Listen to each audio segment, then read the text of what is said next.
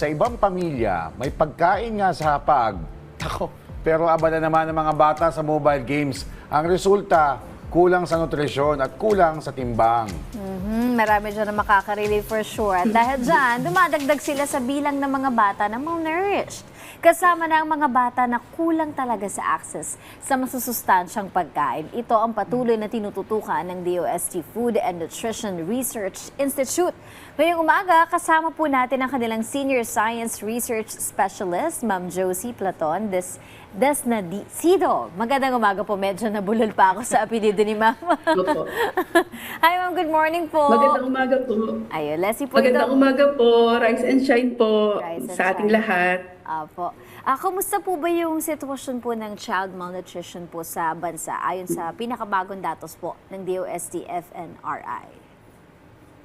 So ang DOST-FNRI po, kami po ang research arm ng government para po magsagawa ng nutrition survey. So para po malaman ang kalagayang pangnutrisyon ng mga Pilipino sa buong bansa. So batay po sa latest results ng 2025 updating survey, so nananatili pa rin pong hamon ang iba't ibang anyo ng malnutrition sa ating mga Pilipino. So particular na po sa bata na wala pang 5 taong gulang. So bagamat po hindi po significant ang pagkakaiba ng datos ng 2023 National Nutrition Survey sa ginawa pong latest na 2025 updating survey, nananatili pa rin pong problema sa ating bansa ang malnutrition. Sa katunayan po, isa sa bawat 5 children under 5 o wala pa pong 5 taong gulang ay underweight o kulang po sa timbang. Isa sa bawat 4 na school age children under 5 po ay stunted o bansot o pandak. Ito po ay dahil sa pangmatagalang kakulangan po sa nutrisyon. Okay. So, ma'am, 1 out of 5, that's 20% po ng mga kabataan. So, bakit po nananatiling problema itong malnutrition sa ating bansa? Sa inyo pong datos. So, ang malnutrition po ay ito po ay isang complex na problema. So wala pong isa lang factors na dahilan kung bakit po nananatili pa rin pong mataas ang kaso ng undernutrition po sa ating bansa. Ang isa po pong dahilan dito ay ang kahirapan at kakulangan po sa sapat na masustansyang pagkain, limitadong access po sa mga serbisyong pangkalusugan, at dapat din po natin tandaan at maunawaan ang kahalagaan ng first 1,000 days. So ano po ba ito? Ito po ay ang mahalaga po ito na magkaroon po ng wastong nutrisyon habang nagbubuntis pa po ang nanay hanggang sa ikalawang taon po ng bata. So ito po yung tinatawag natin na golden window of opportunity. So dapat po mabigyan ng exclusive breastfeeding ang mga bata na hanggang 6 na buwan, at ganoon din po ang patuloy na pagpapasuso sa bata hanggang 2 taon na po ang bata. Kaagapay po nito o kasabay po nito ang tama at wasto at masustansyang mga complementary foods. So dapat po ay magkaroon po ng kaalaman na ganito po ang mga nanay para po mabigyan ng wastong nutrisyon ang mga bata. Ayun. Ma'am, paano po ba nakakatulong yung mga research at food technologies ng DOST FNRI sa paglikha po ng masustansyang ngunit abot kayang pagkain po para sa mga bata at sa kanilang pamilya? So malaki po talaga ang naitutulong po ng research at mga food technologies po na binubuo po ng DOST FNRI.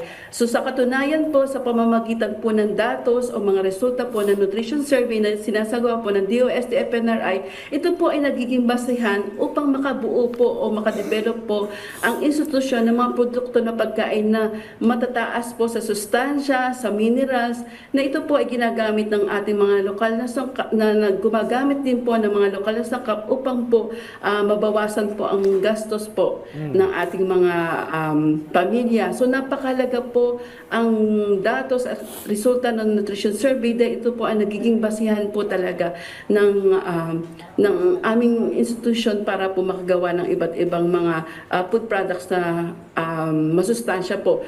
May mahalaga din po kaming programa. Ito po yung tinatawag na Malnutrition Reduction Program. So ito po yung component nito po ay DOST Pinoy na ang layunin po nito ay mabawasan po ang kaso ng malnutrition sa ating mga bata po. Okay. Ma'am, nabanggit mo na dapat breastfeeding. Pero after breastfeeding, ano po ba yung dapat na ideal or practical na dapat inihahain sa mga bata na masustansya tama. para po sa mga magulang na nakatutok sa atin ngayon?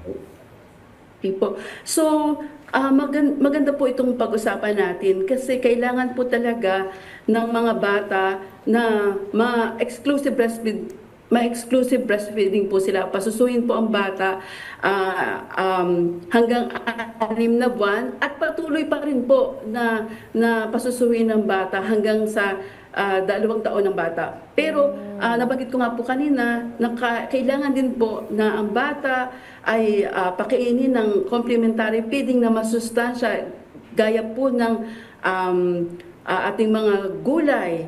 So, kailangan po ay ilaga po natin ang ating mga gulay. Sa umpisa pa lang po ng bata, murang edad ng bata, pakainin na po natin sila ng mga mashed potato. Ito po yung ating mga nilagang mga kalabasa at iba't iba pa pong gulay. So, kami po sa DOST FNRI, kami po ay walang sawa na gumagawa po ng mga nutritious, masustansya po ng mga complementary foods. Ito po yung mga rice munggo. So may mga iba't ibang variety po ito at iba't ibang mga sangkap na lokal at masustansya po. Ayun, kailangan talaga bata pa lang ma-introduce na sa kanila yung mga gulay, prutas, para makasanayan nila na kinakain. Kasi Ayun, pag junk food yan, talagang dyan magsisimula, hindi nakakain ng at gulay saka yung mga yan. ultra-processed food. Yes. Uy, maraming salamat po ha muli sa DOST FNRI si Ma'am Josie Desnacido. Thank you, Ma'am Josie. Thank you, ma'am.